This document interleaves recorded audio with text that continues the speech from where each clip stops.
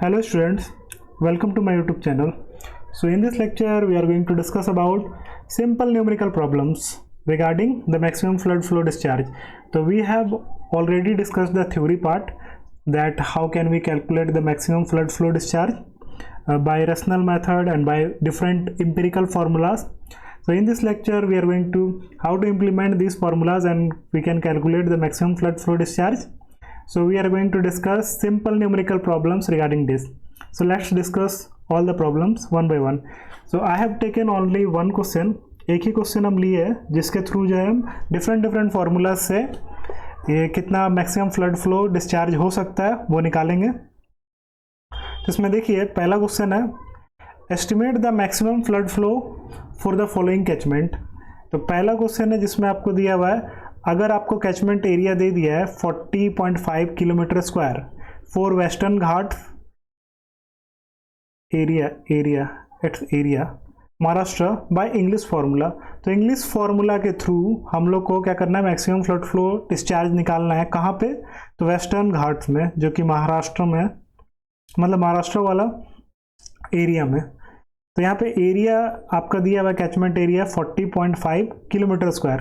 तो सबसे पहले हम लोग डिस्कस करेंगे इंग्लिश फार्मूला. साइड में हम नोट करके लिख भी दिए. इंग्लिश फार्मूला क्या है आपका? क्यू यानी डिस्चार्ज.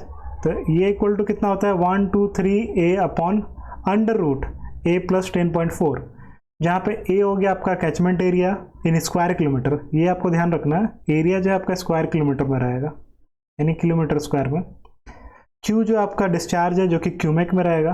ठीक है, डिस्चार्ज हमेशा किस में निकलेगा? क्यूमेक में, यानी मीटर क्यूब पर सेकंड में. ठीक है, तो पहला क्वेश्चन हम लोग डिस्कस करते हैं.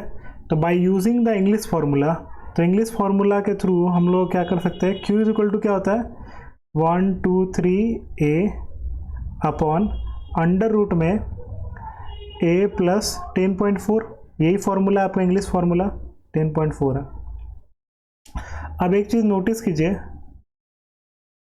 कि यहाँ पे एरिया गिवन है आपका 40.5 किलोमीटर स्क्वायर. तो किलोमीटर स्क्वायर में ही हम लोग को एरिया रखना है. एक चीज और नोटिस करना है कि ये जो आपका 123 ए है, कहीं कहीं आपको दिया हुआ रहेगा 124 ए भी. ठीक है, तो ये हम बहुत सारे बुक में देखे कि कहीं कहीं 124 ए लिखा हुआ रहता है, कहीं कहीं 123 ए लिखा हुआ रहता है. जैसे एन बसक का बात करें तो 123 ए है. तो हम इसी को लेके फॉर्मूला चले हैं. ठीक है, उतना उसमें रिजल्ट में वेरिएशन नहीं आता है, तो आप कोई भी यूज़ कर सकते हैं. 124 ए भी कर सकते हैं, 123 ए भी कर सकते हैं. चलिए यही हम लेके चलते हैं. तो Q इज इक्वल टू हम लोग को यही निकालना है, मैक्सिमम फ्लड फ्लो ही निकालना है. तो Q इज इक्वल टू क्या हो जाएगा 123. तो 123 लिख दिए. ए की जगह क्या लिखेंगे? तो एरिया दिया हुआ आपका 40.5 किलोमीटर स्क्वायर. तो इसमें हम लोग को कोई चेंज नहीं करना है क्योंकि कैचमेंट एरिया जो आपका स्क्वायर किलोमीटर में ही रहेगा, किलोमीटर स्क्वायर में रहेगा.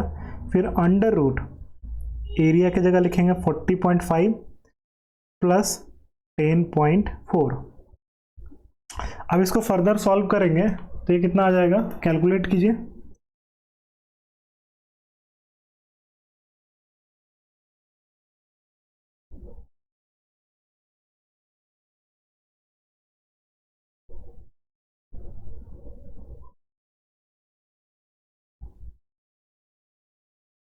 वन 123 इंटू 40.5, ये आ गया आपका 4981.5 अपॉन अंडर रूट में 40.5 प्लस 10.4, ये आ गया 50.9. फर्दर इसको सॉल्व करेंगे. चूँकि मेरे पास साइंटिफिक कैलकुलेटर नहीं है इसलिए हम एक बार में नहीं कर पा रहे. 4981.5 अपॉन इसका अंडर रूट कितना हो जाएगा 50.9, ये आ जाएगा 7.134. फर्दर इसको सॉल्व करेंगे ये क्या होगा 4981.5 डिवाइड बाय 7.134. तो ये आ गया 698.275, तो ये आ जाएगा आपका मीटर क्यूब पर सेकेंड। तो यहाँ से हम लोग मैक्सिमम फ्लड फ्लो डिस्चार्ज निकाल सकते हैं। इसको अगर राउंड फिगर में लिखे तो ये कितना हो जाएगा 698 पॉइंट, राउंड फिगर में लिखेंगे तो 3 हो जाएगा मीटर क्यूब पर सेकेंड। काफ़ी सिंपल क्वेश्चन था, सिंपल आप लोग एप्लीकेशन करना था इंग्लिश फार्मूला का। क्लियर है, इसमें आपको कोई कांस्टेंट का भी लफड़ा नहीं है, तो कांस्टेंट दिया हुआ नहीं है, सिंपल फार्मूला में पुट करना है वैल्यू और आंसर गेट करना है। सेकंड क्वेश्चन दिया हुआ है एरिया इस बार कैचमेंट एरिया वही है सेम 40.5 किलोमीटर स्क्वायर, लेकिन कहाँ पे, तो गैंगेटिक प्लेन में, ठीक है, बाय डिकेंस फार्मूला। तो इस बार हम लोग को डिकेंस फार्मूला यूज करना है और सी का वैल्यू हम लोग को लेना है 6, ठीक है, ये गिवन है। सेकंड क्वेश्चन हम यहाँ भी लिख दिए, एरिया कितना दिया हुआ है, कैचमेंट एरिया है आपका 40.5 किलोमीटर स्क्वायर, गैंगेटिक प्लेन्स में है, डिकेंस फार्मूला यूज करना है, और सी या फिर सी डी बोलिए डिकेंस कांस्टेंट, इसका वैल्यू 6 दिया हुआ है, ठीक है। इन केस अगर आपको सी डी का वैल्यू नहीं दिया हुआ है, ठीक है, तो ये आप टेबल को प्रेफर कर सकते हैं। ये टेबल दिया हुआ है कि अगर नॉर्थ इंडियन प्लेन्स है तो उसमें आपको सी डी का वैल्यू 6 लेना है, अगर नॉर्थ इंडियन हिली है तो उसके इसमें 11 से 14 के बीच लेना है, अगर सेंट्रल इंडिया है तो आप 14 से 28 के बीच ले सकते हैं सी डी का वैल्यू, अगर कोस्टल एरिया है आंध्रास और उड़ीसा वगैरह का तो उसके इसमें 22 से 28 के बीच ले सकते हैं सी डी का value. Let me change the colour, I am not liking this colour. So apply करते हैं हम लोग डिकेंस फार्मूला। तो डिकेंस फार्मूला कहता है कि Q इज इक्वल टू क्या होगा, C इंटू ए का पावर 3/4, यही होगा। यहाँ से आप एक चीज़ आप मतलब फार्मूला याद करने के लिए ये आप आइडिया लगा सकते हैं, जैसे 3/4 है तो यहाँ पे आप ये देखेंगे, अगर डिकेन देखेंगे तो डिकेन में 7 लीटर आता है, 1 2 3 4 5 6 7, तो 3 + 4 7 ही होता है। तो इससे भी आप याद रख सकते हैं ए का पावर क्या होना चाहिए, 3/4 होना चाहिए। अब यहाँ पे देखिए सी का वैल्यू हम लोग को ऐसे बोल दिया है 6 लेना है, तो इन केस अगर सी का वैल्यू नहीं दिया हुआ है तो उस केस में आप ये टेबल प्रेफर कर सकते हैं, टेबल के थ्रू भी आपको फॉर्मूला ये मतलब सी डी का वैल्यू आराम से निकाल सकते हैं। ए का वैल्यू क्या है, तो 40.5, इसका पावर 3/4। फर्दर इसको सॉल्व करेंगे तो कितना आ जाएगा,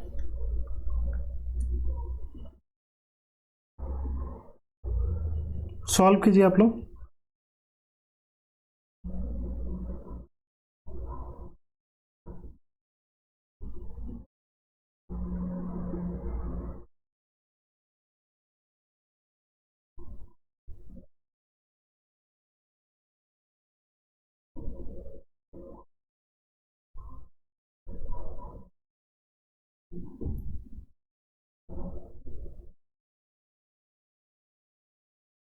तो ये पूरा सॉल्व करने पे आ रहा है लगभग 96.3257 मीटर क्यूब पर सेकेंड। यहाँ पे Q जो आपका डिस्चार्ज जो है क्यूमेक में आएगा, यानी मीटर क्यूब पर सेकेंड में। एरिया जो आपका कैचमेंट एरिया लेना है स्क्वायर किलोमीटर में, अगर ये आपका किसी और टर्म में रहता है तो इसको आपको स्क्वायर किलोमीटर में चेंज करना पड़ता। क्लियर है, एकदम सिंपल क्वेश्चन था, आराम से ये सब क्वेश्चंस को आप आराम से सॉल्व कर सकते हैं। Let's move to the next question. ये आपको खाली ध्यान रखना है कि आपको याद हो जाए ये टेबल, ठीक है। अगर नॉर्थ इंडियन प्लेन्स है, जैसे गैंगेटिक प्लेन है तो ये नॉर्थ इंडियन प्लेन में ही आता है, तो वो आपका वहाँ पे सी डी का वैल्यू क्या आएगा 6, जनरली क्वेश्चन में दिया हुआ रहता है, ठीक है। Let's move to the next question. तो थर्ड क्वेश्चन में आपको दिया हुआ है कैचमेंट एरिया 40.5 किलोमीटर स्क्वायर, और यहाँ पे दिया है कैचमेंट एरिया आपका कावेरी डेल्टा है जो कि तमिलनाडु में, ठीक है।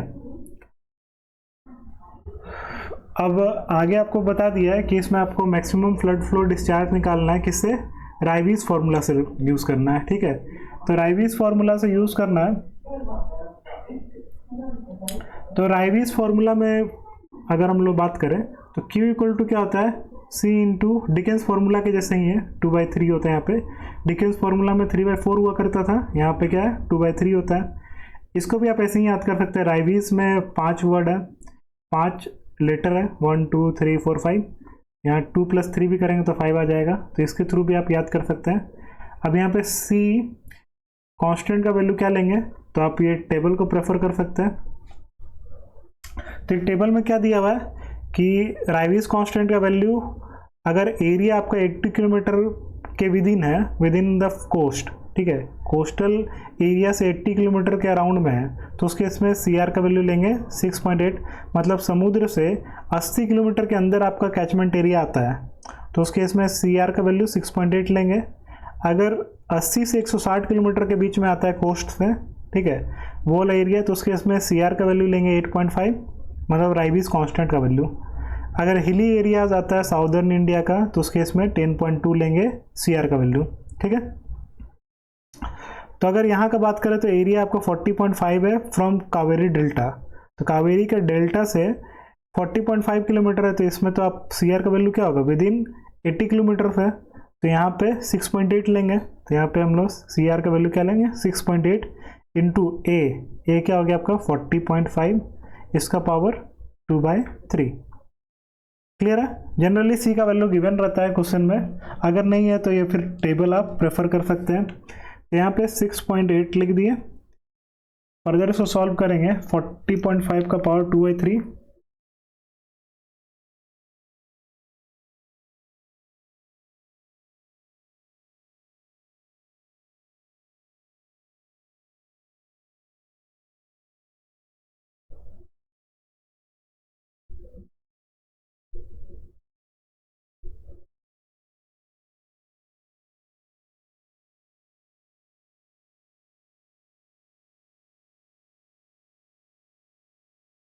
$11.5058।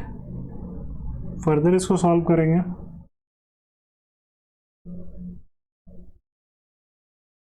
तो ये कितना आ जाएगा 78.24 के लगभग, ये आ गया मीटर क्यूब पर सेकेंड में। ठीक है, सिंपल क्वेश्चंस था, ऐसे ही क्वेश्चंस आपका एग्जाम में रहेगा, इजीली आप सॉल्व कर सकते हैं। ठीक है, और भी क्वेश्चंस आप प्रैक्टिस कीजिएगा, और ये चैप्टर आपका कंप्लीट होता है। अब नेक्स्ट चैप्टर में हम लोग आगे बढ़ेंगे। ठीक है, okay, this is all for today, thank you so much, and kindly like and subscribe my channel, please share it also.